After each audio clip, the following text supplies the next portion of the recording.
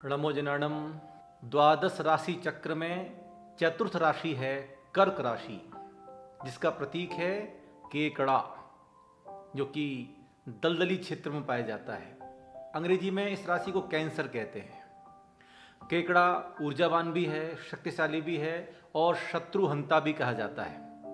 ठीक वैसे ही इस राशि के जातकों का स्वभाव होता है कि वैसे तो वो शांत रहते हैं, लेकिन अगर कोई उन्हें बहुत ज़्यादा पीड़ा देता है, कष्ट देता है, तो उसका शमन करने में भी ये अपनी शक्ति का प्रयोग करते हैं।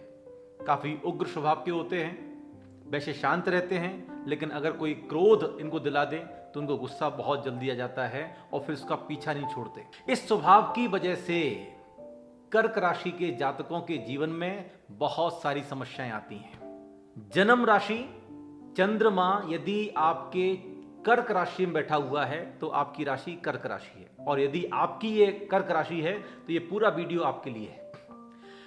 मंत्र विज्ञान में, ज्योतिष विज्ञान में हर एक राशि के लिए अलग अलग तरह के इष्ट मंत्र का विधान है, अलग अलग तरह के इष्ट देव का विधान है।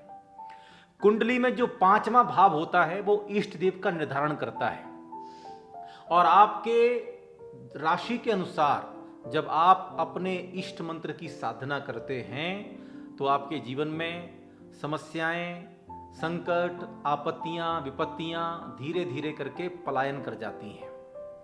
मैं मंत्र साधना पर ज्यादा जोर क्यों देता हूं?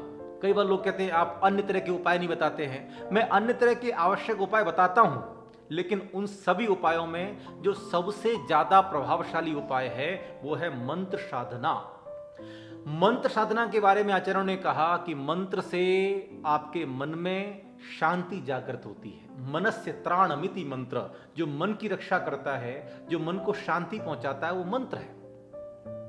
सेकंड बात है कि मंत्र जाप करने से आपका जीवन साधना में परिणत होता है और उससे पापों की निर्जरा होती है, पुण्य कर्म का संचय होता है, और जिसके जीवन में पुण्य फलीभूत होता है उसके जीवन में आपत्ति, विपत्ति, संकट ये उसका कुछ नहीं बिगाड़ पाते। मैं कहना चाहता हूं मंत्र विज्ञान के अनुसार कि जो व्यक्ति अपनी राशि के इष्ट देव की आराधना और अपने राशि के इष्ट मंत्र की साधना करता है, उसकी कुंडली में कैसा भी कोई बुरा दोष हो, कोई बुरा योग बन रहा हो, कोई अशुभ योग बन रहा हो, कोई प्रभाव नहीं पड़ेगा अगर आप अपने इष्ट देव की आराधना कर रहे हैं और अपने इष्ट मंत्र की साधना कर रहे हैं। बड़ी ऊर्जा शक्ति जागृत होती है मंत्र साधना से। तो आज की इस वीडियो में कर्क राशि के जातकों के लिए हम इष्ट मंत्र पर चर्चा करेंगे। कर्क राशि का स्वामी है चंद्रमा। चंद्रमा का रंग है सफेद, तो सफेद रंग इसका शुभ रंग हो गया। कर्क राशि के जातकों को किस समय से मंत्र साधना प्रारंभ करनी चाहिए? तो किसी भी शुक्ल पक्ष के, किसी भी महीने के शुक्ल पक्ष के पहले सोमवार से आप मंत्र साधना प्रारंभ कर सकते हैं। समय कौन सा रहेगा? तो चंद्रमा का उदय कब होता है? संध्या काल में उदय होता है। तो कर्क राशि के जातकों के लिए सबसे बढ़िया समय है मंत्र साधना का, वो है संध्या काल, यानी कि चंद्रमा उदय होने के पश्चात। अब शुक्ल पक्ष में, यानी कि 15 दिन का शुक्ल पक्ष है, तो 15 दिन के अंदर अंदर, यानी कि उससे कम समय में भी हमें कितनी जाप करनी चाहिए? तो जब संख्या निर्धारित है 11,000 जाप करनी चाहिए। 11,000 जाप करने के लिए कितनी माला करनी होंगी? तो एक माला में 108 मणि है, 108 दाने हैं। एक बार एक माला में आप 108 बार मंत्र की जाप कर लेते हैं, तो 11,000 में हम 100 का भाग दे देंगे तो कितनी माला हो जाएंगी? 110 माला। तो आपको 110 माला करनी है कितने दिनों में? एक शुक्ल पक्ष में, यानी कि 15 दिन के अंदर अंदर संकल्प पूर्वक आप जाप करेंगे। जाप करने की माला कैसी होनी चाहिए? तो जाप करने की माला या तो मोती की हो या फिर सफेद रंग की माला भी आप प्रयोग में ला सकते हैं। माला के बारे में मैं विशेष रूप से कहना चाहता हूं, जाप करने की माला कांच की नहीं होनी चाहिए, जाप करने की माला लकड़ी की नहीं होनी चाहिए, जाप करने की माला कटी फटी नहीं होनी चाहिए, जाप करने की माला अशुभ नहीं होनी चाहिए। मंत्र साधना में जप माला का भी बहुत बड़ा महत्व है, ये ध्यान रखना।